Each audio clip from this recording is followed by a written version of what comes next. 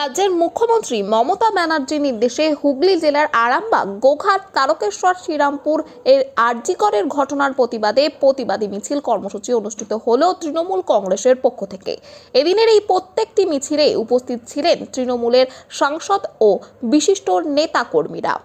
প্রত্যেক মিছিল থেকেই একটি দাবি তোলা হয় যে আরজিকর কাণ্ডের সঙ্গে যে দোষীরা যুক্ত রয়েছেন তাদের যেন অবিলম্বে শাস্তি হয়। এই বিষয়ে আরো কি জানাচ্ছেন তারা, ওনাদের থেকেই শুনবো বিস্তারিত। 24 আওয়ার্স আরামবাগের রিপোর্ট।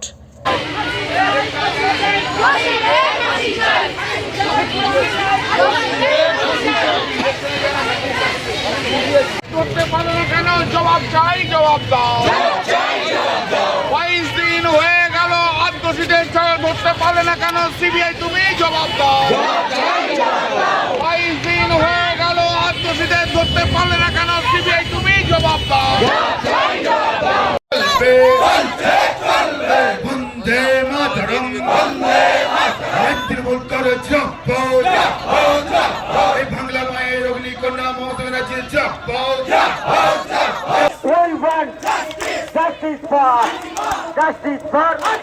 সিবিআই কে চেপে ধর। বিচার নয় ক্ষমতা পাওয়ার জন্য বিজেপির এই নোংরামির বিরুদ্ধে সমস্ত মানুষ এক হয়। বিচার নয় ক্ষমতা পাওয়ার জন্য বিজেপির এই নোংরামির বিরুদ্ধে সমস্ত মানুষ এক হয়।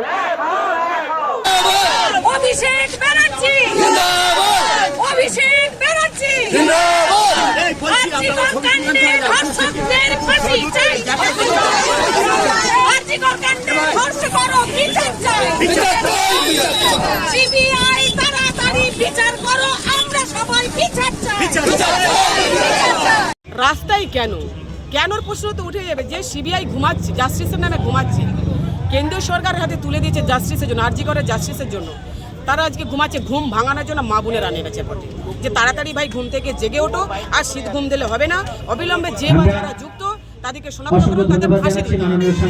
পরে যে লক্ষাজনক ঘটনা হচ্ছে তার জন্য দলের সভাপতি নির্দেশ দিয়েছেন যে ব্লকে মিছিল করতে, তাকে অবস্থান করতে। সেই জন্য আরামবাগ টাউনের পক্ষ থেকে আজকে আমাদের বহরমপুর থেকে মায়াপুর আজ আমরা মিছিল করলাম এবং অবস্থান হবে যে আরজিকর সহ ভারতবর্ষে হাতরস থেকে আরম্ভ করে আপনার উড়িষ্যা থেকে আরম্ভ করে মণিপুর থেকে আরম্ভ করে আসাম থেকে আরম্ভ করে যারা ধর্ষক তাদের ফাঁসির দাবিতে জঘন্য ঘটনা ঘটেছে, যাতে আমরা মর্মাহত এবং অত্যন্ত বেদনাদায়ক ঘটনা।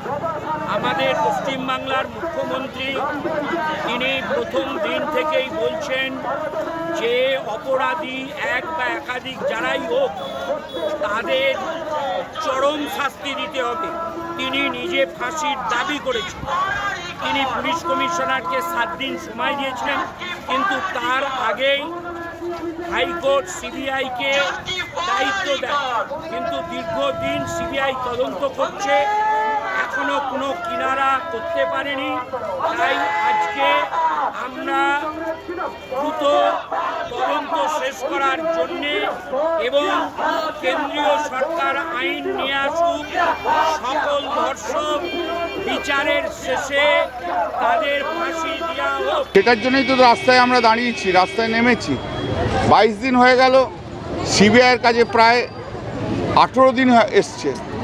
তো 12 ঘন্টায় যে কলকাতা পুলিশ একজনকে অ্যারেস্ট করেছিল, তারপর থেকে তার একটাও আর কিছু হলো না কেন? ইনভেস্টিগেশনের কতটা ডেভেলপমেন্ট হয়েছে কেউ কিছুই জানতে পারছি না। এমনিতে সিবিআই অন্যান্য কেসে প্রেস কনফারেন্স করে কত মজা করে, ছবি তোলে, এক্স হ্যান্ডেলে পোস্ট করে, ইনভেস্টিগেশনের কত প্রোগ্রেস হলো। এইখানে 18 দিন হয়ে গেল, সিবিআই কেন এখনো পর্যন্ত বলছে না মানুষকে যে ইনভেস্টিগেশন কত দূরে? এখনো পর্যন্ত অ্যারেস্ট হচ্ছে না কেন? মমতাদি বলেছিলেন তো আমাদের মুখ্যমন্ত্রী যে আমি 7 দিনের মধ্যে এর প্রক্রিয়া শেষ করে দেবো, তারপর ফাঁসি দিয়ে দেবো, ফাঁসি চাইবো 15 দিনের মধ্যে যাতে ফাঁসি হয়। আজ 22 দিন হয়ে গেল, সিবিআই কি করছে? সিবিআই তো কিছুই করছে না। রামবামের একটাও চক্রান্ত আছে, তারা এই সিবিআইয়ের এই পেন্ডেন্স এতদিন ধরে চলছে, যে রামবাম গোটা পশ্চিমবাংলা জুড়ে অরাজকতা করে চলেছে।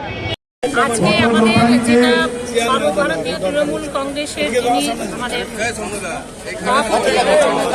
বন্দ্যোপাধ্যায় এবং আমাদের মাননীয় মুখ্যমন্ত্রী মমতা বন্দ্যোপাধ্যায়, আমাদের পশ্চিমবঙ্গের মুখ্যমন্ত্রী মমতা বন্দ্যোপাধ্যায়ের উদ্যোগে আমরা আজকে মহামিছিল এখানেতে হয়েছে। তৃণমূল কংগ্রেসের সমস্ত সৈনিকরা, কর্মীরা এসেছেন এবং ব্লক এবং টাউনের সমস্ত নেতৃত্ব আছেন। আজকের এই মিছিলের একটাই উদ্দেশ্য, আরজিকরের যে নক্কারজনক ঘটনা ঘটেছে, আমাদের সকলের কন্যাসমূহ, আমাদের অনেকের বোনের মতন যে মেয়েটির যারা ধর্ষণ করেছে, সেই ধর্ষকের উপযুক্ত চরম যে বিচার, আমরা যেন তার ফাঁসির দাবিতে আজকে আমরা মহা মিছিলে সামিল হয়েছি এবং এইরকম ঘটনা যাতে ভবিষ্যতে না ঘটে আমরা তার দাবি করেছি এবং যারা এইরকম নোংরা ঘটনা ঘটিয়েছে তাদের উপযুক্ত, তাদের কঠিনতম শাস্তি ফাঁসি চাই।